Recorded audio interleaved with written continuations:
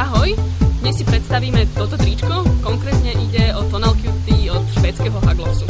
Tričko je vyrobené z materiálu Dryskin, je to v podstate 100% recyklovaný polyester, ktorý je na dotyk ako bavlna, ale na rozdiel od bavlny rýchlo schne a odvádza vlhkosť. Ďalšou výhodou trička je, že ani po celom dni nesmrdí vďaka technológii Polygiene, čiže úprave materiálu prírodnou striebornou solou. Táto technológia zabraňuje vzniku baktérií a zápachu.